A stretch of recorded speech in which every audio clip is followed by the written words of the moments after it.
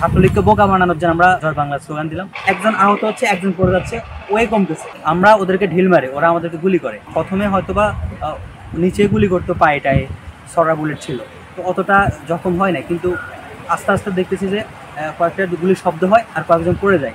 আর সবার একদম বুকের থেকে বা হাত, বুক থেকে উপরের দিকে আর কি সবাই আহত ইনজুর হচ্ছে। একজন আহত হচ্ছে, একজন পড়ে যাচ্ছে, ওই কমতেছে। এছাড়া কেউ কমতেছে না আন্দোলনে। আমি একজন সামনে ছিলাম, তো ওরা ধাওয়া দেওয়ার কারণে আমি সামনে থেকে দৌড়ে একটু পিছনে চলে আসি আমার সেফটির জন্য। তো এরই মাঝে কয়েকটা ঠুস আওয়াজ হয়। আমার কাছে মনে হচ্ছে যে আমার কয়েকজন সহযোদ্ধা গুলিবিদ্ধ হয়েছে এবং মরেও যেতে পারে। তো ওদেরকে দেখার জন্য আমি জাস্ট এভাবে তাকাই পিছনে, আর ওই তাকানোর মুহূর্তে আমার চোখটা গুলিবিদ্ধ হয়, আমি ইনস্ট্যান্ট ওখানে পড়ে যাই। বান্ডেল থাকলে প্রতি সেনমানিতে টাকা বাঁচবে।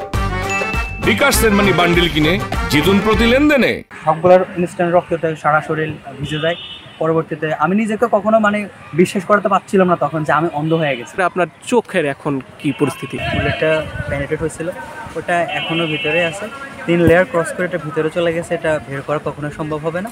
আর এটা টোটালি একটা চোখ ব্লাইন্ড, আর বাকি চোখটা ওই সাইড ইফেক্টে হয়তো বা 50 to 60% মতো দেখতে পারতেছে। যে কিছুদিন আগে সন্ধ্যার সময় বেরোছিলাম, তো ঠিক মতো না দেখার কারণে পরে ডান পাটাও ভেঙে গেছে আর কি। প্রখর আলোতে গেলে বা লাইটের নিচে থাকা একটু কষ্টকর হয়ে যাচ্ছে আর কি। ছাত্রলীগের সাদ্দাম কিন্তু ওপেন থ্রেট দিয়েছিল আমাদেরকে যে আন্দোলন দমাতে ছাত্রলীগের মাত্র 2 ঘন্টা লাগবে। তো ওই আমার আক্ষেপ কিংবা আমার প্রতিরোধের অন্যতম স্ফুলিঙ্গ ছিল ওইটাই, আমার রাজনৈতিক অধিকার আন্দোলন করা। হ্যাঁ, আমি এই আন্দোলন করতেছি আর ও 2 ঘন্টায় আলটিমেটাম দিয়ে আন্দোলন দমানোর কি। আবার আমাদেরকে রাজাঘাট ট্যাগ দেওয়া হয়েছিল। আমরা অন্তত 71কে মনের একদম গহীন থেকে ওন করি, এবং যারা রাজাকার শব্দটাও বলে কিংবা যার কাছ থেকে শব্দটা যাকে বলা হয় আমাদের অত্যন্ত ঘৃণা করে আমরা প্রত্যাখ্যান করেছিলাম, এবং প্রত্যাখ্যান করে আমরা আন্দোলনে আরও দ্বিগুণ গতিতে ঝাঁপিয়ে পড়ছিলাম। গুলির শব্দ শুনে আমি আর রুমে থাকতে পারিনি। আমি ভাবলাম যে আমার ভাইরা রাস্তায় মরতেছে আর আমি এখানে কেন রেস্ট করতেছি। ইনস্ট্যান্ট আমি আমার বাসা থেকে চলে গেলাম। লোহার ব্রিজে গিয়ে আমি ওখানে প্রচণ্ড গোলাগুলি হচ্ছে।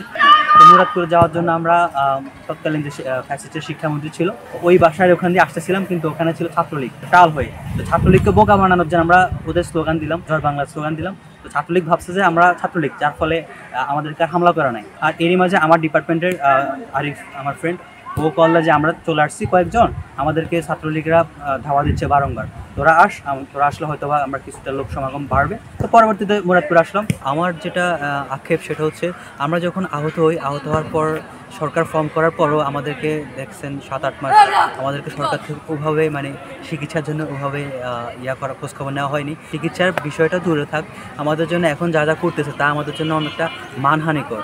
আমরা তো আসলে যেটা চাইছিলাম সেটা হচ্ছে নির্দিষ্ট একটা ক্ষতিপূরণ। আর বেসিক্যালি আমরা চাচ্ছি না কোনো কোটা, কোনো চাকরিতে অগ্রাধিকার।